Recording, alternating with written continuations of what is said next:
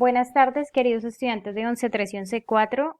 Vamos a hacer algunos ejemplos prácticos sobre cómo hallar el dominio y el rango de una función dada su gráfica. Se supone que ustedes ya hicieron la lectura de la página 6, donde tienen la parte teórica de dominio y de rango de una función. Aquí vamos a hacer este ejemplo. Bueno, recuerden que dominio hace referencia al conjunto de esas primeras componentes, es decir, que nos vamos a guiar por el eje X, que es este eje, el eje horizontal.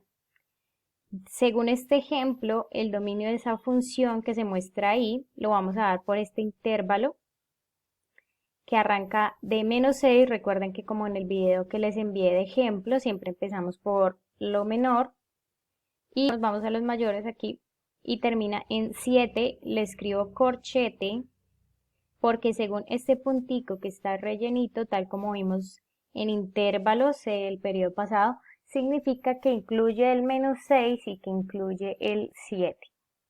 Entonces, si yo quisiera guiarme para el dominio, es lo que está comprendido, donde está comprendida la función, la gráfica, lo que es de azul, pero revisando el eje X. Haciendo este rectángulo que ustedes ven ahí, ustedes se dan cuenta que de 7 para infinito positivo no hay más gráfica. Y lo mismo pasa si yo reviso de menos infinito a -6, no hay más gráfica. Por eso el dominio de esa función solo está en este intervalo, -6 a 7. En cuanto al rango, es la misma dinámica, pero el rango hace referencia a la segunda componente, es decir, al eje Y. Entonces aquí debo guiarme en qué parte de ese eje Y está comprendida esta gráfica. Entonces yo me doy cuenta que está en el intervalo 3 a 8 en ambos cerrados, porque la gráfica se ve que está desde el 3 aquí hacia abajo, de menos infinito a 3 no hay gráfica en este sector que les estoy señalando aquí con el láser. Y de 8 hacia arriba tampoco hay gráfica. Entonces recuerden qué rango miramos es el eje X. Bueno, esos son los ejemplos donde tenemos gráficas que tienen esos puntos para indicar que es un intervalo. En este caso, o en los casos que ustedes tienen como de tarea que aparece una flechita, eso significa que sigue, sigue y sigue, ¿cierto? Entonces aquí el dominio, yo tengo que es de menos infinito a infinito, porque si yo me acerco más hacia menos infinito, me voy a dar cuenta que esta gráfica por este lado sigue creciendo, y lo mismo pasa en el lado derecho, por acá va a seguir creciendo. Aquí no se nota, pero en algunas gráficas se coloca la flechita y eso indica que la gráfica sigue y sigue y sigue. También podría decir que el dominio de esta función son los reales, entonces escribiría la letra R, tal como ustedes tienen el ejemplo que leyeron en la guía. Y para rango, pues sí observo que esa gráfica empieza aquí y se extiende hacia infinito por el eje Y. Aquí en el sector, en el cuadrante 3 y 4 no hay gráfica. Recordemos que este plano cartesiano se divide en 4 cuadrantes, que este es el primero, segundo, tercero y cuarto. Entonces en el tercero y cuarto noto que no hay gráfica. Nosotros nos vamos a apoyar mucho en este software GeoGebra para poder tener una comprensión de mejor manera de las funciones. Entonces los que tienen PC pues pueden ingresar a la página de GeoGebra, que es geogebra.org.